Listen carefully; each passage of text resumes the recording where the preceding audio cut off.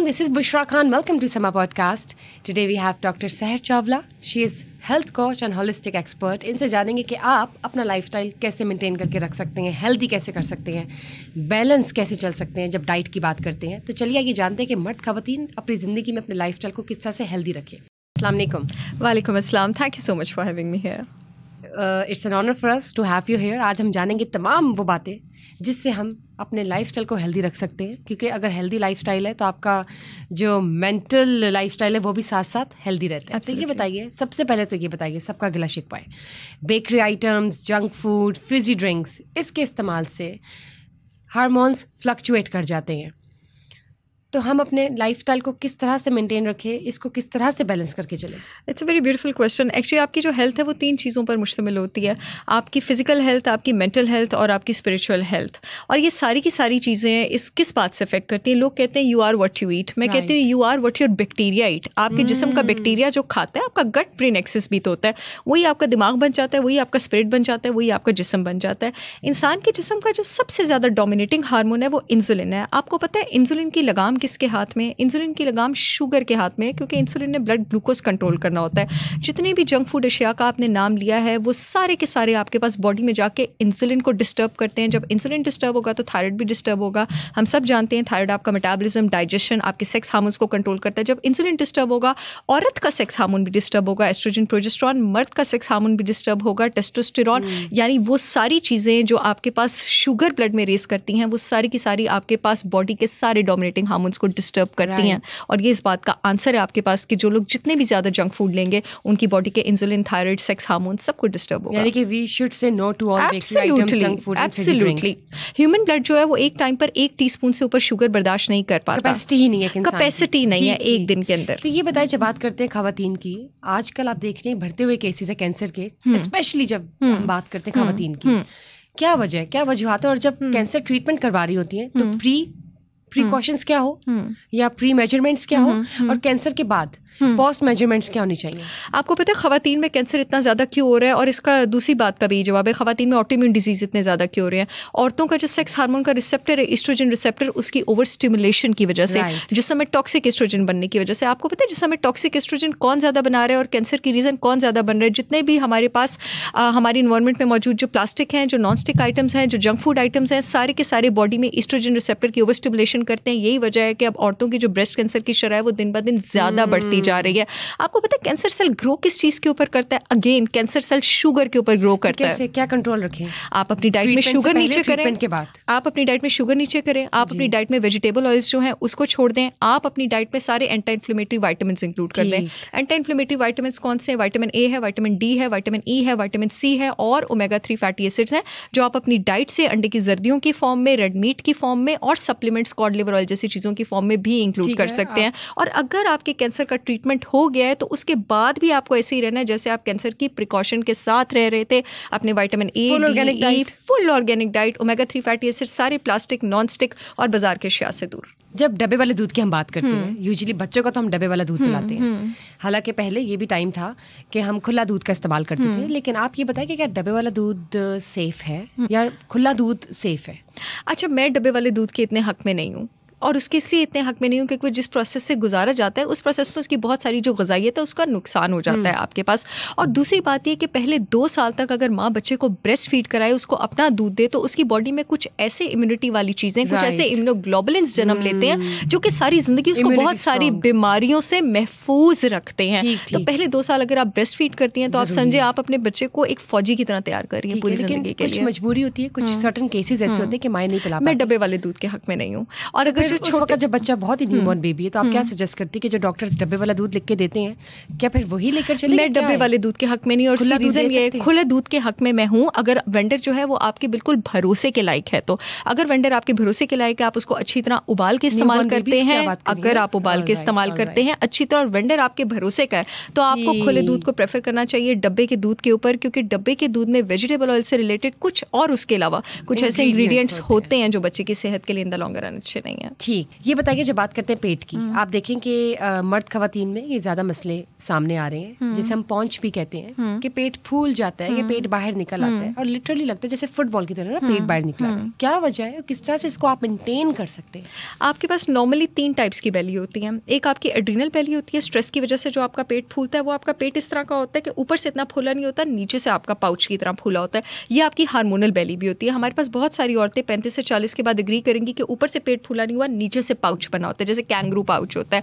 दूसरी आपके पास होती है फैटी लिवर वाली बेली। ये वो बेली होती है जो ऐसा लगता है जैसे प्रेग्नेंट बेली है, जो पेट आपके पास ऊपर से फूला होता है। और तीसरी बेली होती है आपके पास थायराइड बेली, थायराइड हार्मोन के कम होने की वजह से जो फैटी लिवर वाली बेली से थोड़ा कम होता है और ऊपर से भी थोड़ा फूला होता है, नीचे से भी फूला होता है और लटका होता है। डिपेंडिंग ऑन आपके पास रीजन क्या है, उसी तरह इसकी रिजॉल्व करते हैं। स्ट्रिक्ट डाइट से और फाके करने से आपकी बेली ठीक नहीं होगी जब तक जो नीचे रीजन है, चाहे आपका थायराइड खराब है, एस्ट्रोजन खराब है, आपका फैटी लिवर खराब है, आपका स्ट्रेस ज्यादा है, जब आप उसको ठीक करेंगे तभी ठीक होगा। यही वजह है कि औरतें और मर्द जिम में भाग रहे हैं, फाके कर रहे हैं, पेट कम नहीं हो रहा, क्योंकि रीजन नहीं पता। मेरे ख्याल से सबको इस हवाले से एहतियात भी करनी चाहिए, इसको देखना चाहिए सीरियसली।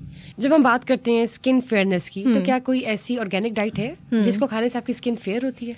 ऐसी कोई डाइट नहीं है जिसको खाने से आपकी जीन्स में जो रंग आया हुआ है वो रंग आपका बदल जाए, लेकिन ऐसी डाइट ज़रूर है जिसको खाने से आपकी स्किन ग्लो भी कर सकती है, आपकी स्किन स्मूथ भी हो सकती है, आपकी स्किन मजीद मॉइस्चराइज भी हो सकती है और ग्लो भी हो सकती है।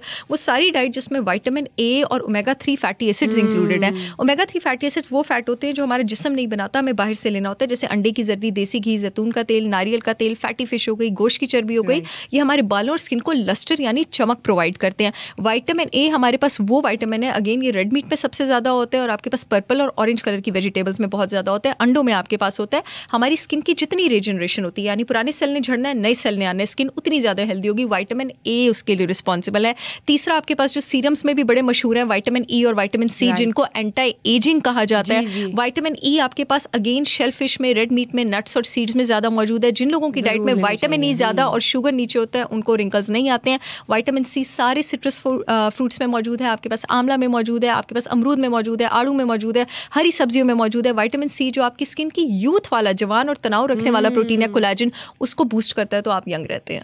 तो जब आपने एंटी एजिंग की बात की, यूजुअली एंटी एजिंग के प्रोडक्ट्स जिससे आपने कहा मार्केट में दस्तयाब है, क्या कोई एंटी एजिंग सप्लीमेंट्स हैं जो हम ले सकते तो एंटी एजिंग का काम वो करता हो? अच्छा, एक बात, बूढ़ा होना बहुत ज़बरदस्त बात है, लेकिन बूढ़ा आपको ग्रेसफुली होना चाहिए। बूढ़ा हम सब ने होना है। अगर आप अगेन सप्लीमेंट्स की बात करें, जो मैं अपने क्लाइंट्स वगैरह को सप्लीमेंट, हाँ बिल्कुल, एक तो आप नेचुरल ऑर्गेनिक सप्लीमेंट में आ जाएं तो आप एलोवेरा इस्तेमाल कर सकते हैं, वो आपकी स्किन का कोलेजन जो है वो बहुत ज़्यादा बूस्ट करती है। विटामिन सी के सिंथेटिक सप्लीमेंट्स ऊपर लगाने से इट इज़ अमेजिंग। एलोवेरा को आप खा भी सकते हैं, उसकी गट की प्रिपरेशन होती है, आप उसको स्किन के ऊपर भी लगा सकते हैं। अगेन जो आपके सप्लीमेंट्स आ जाते हैं उसमें कोलेजन पाउडर, अगर आप अच्छी सोर्स से लेते हैं, आपके पास अच्छा सप्लीमेंट है। कॉड लिवर ऑयल जिसमें ओमेगा 3 और विटामिन ए है, वो आपके पास अच्छा सप्लीमेंट है।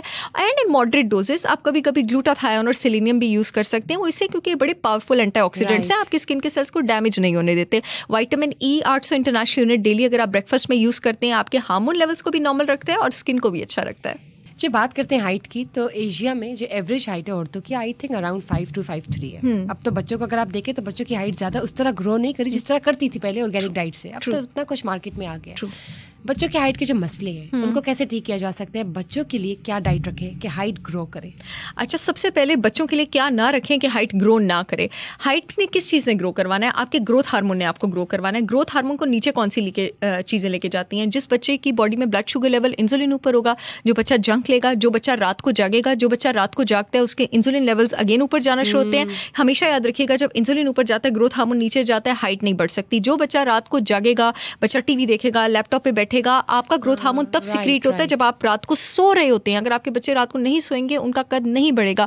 आजकल टीनेजर स्मोकिंग भी करते हैं, आपको पता है, स्मोकिंग भी आपके ग्रोथ हार्मोन को नीचे लेके जाती है। अगर आपके बच्चे का कद नहीं बढ़ रहा तो उसका ग्रोथ हार्मोन चेक कराएं, इंसुलिन चेक करवाएं, विटामिन डी चेक करवाएं, उसका थायराइड चेक करवाएं, उसका ब्लड आयरन चेक करवाएं। इन पांचों में, और छठी चीज़ जो आप चेक कराएंगे, बच्चे की ग्लूटेन सेंसिटिविटी चेक कराएंगे। इन 6 में से कोई ना कोई एक रीज़न सामने आएगी जिसकी वजह से कद नहीं बढ़ रहा। ठीक, ज़बरदस्त ज़बरदस्त। जब खवातीन के हवाले से बात करते हैं, PCOS, तो ये बताइए कि PCOS को ख़त्म करने के लिए क्या सूटेबल डाइट है खवातीन के लिए? जी, PCOS मेरे ऑफिस में जितनी भी लड़की आती है 16 साल की उम्र से लेकर 40 साल की उम्र तक सारी लड़कियाँ आती है, सारी की सारी PCOS और बांझपन की शिकार है। और इसका रीज़न यही है, ये टाइम बम 20 साल बाद फटा है। 20 साल पहले जो जंक फूड इंडस्ट्री ने प्रिवेल किया था ना, उससे आपके पास औरतों के मेल हार्मोन्स इतने ज़्यादा कर दिए हैं। मैं आपको बताऊँ, जब आप जंक फूड बहुत ज़्यादा खाते हैं, अगेन आपके जिस्म में, जब औरत के जिस्म में इंसुलिन ऊपर जाता है ना, औरत के जिस्म में मेल हार्मोन टेस्टोस्टेरोन ऊपर जाता है।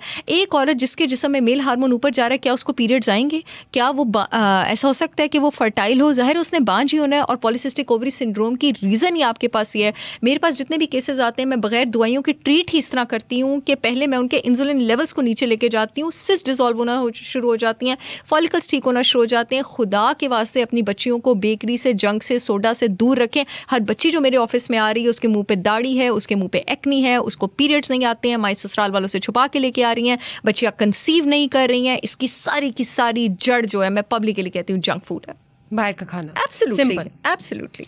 जब बात करते हैं सीड साइकिलिंग की, ये बताइए, एक नया कॉन्सेप्ट है, बल्कि शायद मैं भी फर्स्ट टाइम सुन रही हूँ। आप बताइए सीड साइकिलिंग क्या होती है? बहुत अच्छा कॉन्सेप्ट है। इसमें आपके पास 4 सेट ऑफ सीड्स होते हैं, फ्लैक्स और पंपकिन, जिनको आप पहले 14 दिन यूज़ करते हैं, और सेसमी और सनफ्लावर जो आप बाद में 14 दिन यूज़ करते हैं। मैं भी अपनी बहुत सारी क्लाइंट्स को करवाती हूँ, और ये बहुत ज़बरदस्त तरीका है आपके पास हार्मोन्स नॉर्मल करने का।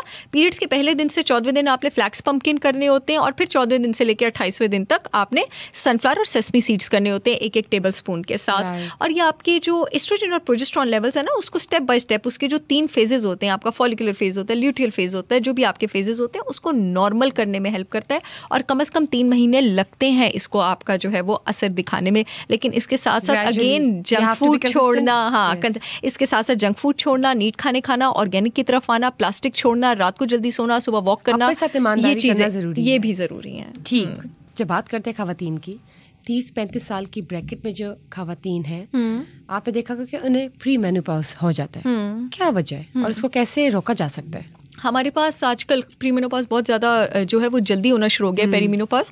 और उसकी रीज़न आपके पास ये है कि ख़वातीन में एस्ट्रोजन जो फीमेल हार्मोन है वो बहुत जल्दी नीचे जा रहा है। और अगेन इसकी ये रीज़न है कि उनका मेल हार्मोन टेस्टोस्टेरोन ऊपर जा रहा है और उनके रेशोज़ आपके पास डिस्टर्ब हो रहे हैं। आप अपनी डाइट में डिफरेंट इस तरह की एस्ट्रोजेनिक और एडेप्टोजेनिक हर्ब्स इंक्लूड कर सकती हैं कि आपके एस्ट्रोजन लेवल्स बूस्ट रहें, जैसे अश्वगंधा हो गया, जैसे शतावरी हो गया, जैसे अशोका हो गया, आंवला हो गया, अनारदाना हो गया। आपके पास जितनी भी हरी सब्जियाँ हैं, जैसे आपके पास ब्रोकली है, कैबेज है, कॉलीफ्लावर है, स्पिनिच है, आपके पास जो बेरीज हैं, सारी की सारी फाइटोएस्ट्रोजेंस में रिच है, जो आपकी बॉडी के एस्ट्रोजन लेवल्स को बूस्ट करके रखती हैं। अभी मैंने कॉड लिवर ऑयल सप्लीमेंट का नाम लिया था, विटामिन ई का नाम लिया था, इनोसिटॉल, इवनिंग प्रिमरोज ऑयल, ये कुछ ऐसे सप्लीमेंट्स हैं। सारी खवातीन जो 30 से 40 की ब्रैकेट में है और उनको लगता है कि उनके जल्दी पीरियड्स खत्म हो रहे हैं, इन सारी चीज़ों को अपनी डाइट में इंक्लूड करें, आपके एस्ट्रोजन लेवल्स ऊपर जाएंगे और आपका मेनोपॉज डिले होगा। अब आप देख सकती हैं कि लेट मैरिजेस का ट्रेंड जो है वो बढ़ चुका है। ऐसे में खवातीन अपनी डाइट को किस तरह से रखें? क्या सूटेबल डाइट है कि वो उसको बैलेंस करके चले कि बाद में अगर लेट शादी करती हैं तो कंसीव कर सकें इजीली? अच्छा, कुछ चीज़ें ऐसी होती हैं जो आपका बायोलॉजिकल क्लॉक बहुत प्री डिटर्मिन तरीके से डिसाइड करता है, जिसको आप एक सर्टेन लेवल तक चेंज नहीं कर सकते। जैसे आफ्टर 40 ऑफ कोर्स चाहे आप डाइट कितनी भी अच्छी रख लें, प्रेगनेंसी उतनी हेल्दी नहीं हो सकती जितनी आपके 20s में हेल्दी हो सकती है। Again it's a personal choice. अगर कोई लेट शादी करना चाहता है तो जितना आप अपना वेट मेंटेन करके रखेंगी, जितना अपने विटामिन डी लेवल्स का ख्याल रखेंगी, अपने कैल्शियम लेवल्स का ख्याल रखेंगी, हल्की फुल्की स्ट्रेंथ ट्रेनिंग अपनी डाइट में इंक्लूडेड रखें ताकि आपकी हड्डियाँ मजबूत रहें, क्योंकि जब आपने बच्चा पैदा करना है सबसे ज़्यादा आपकी हड्डियाँ मजबूत रहने की ज़रूरत है। अपनी डाइट में आप बहुत ज़्यादा रेड मीट, अंडे की इंक्लूडेड रखें ताकि आप में खून जो है वो ज़्यादा रहे। लाइफ को आप अपने स्ट्रेस फ्री रखें और अपने वजन को कंट्रोल रखेंगी ना, तो आप ज़्यादा लंबी इनिंग्स खेल पाएंगी। ज़बरदस्त, वंडरफुल। थैंक यू डॉक्टर सहर Chawla for being here. Thank you guys for watching us today. अगर आपने कोई ऐसा सवाल पूछना है जिससे आप अपनी लाइफस्टाइल को चेंज कर सकते हैं या बैलेंस कर सकते हैं तो please go ahead, let us know. Stay tuned for another session. Till then, bye bye.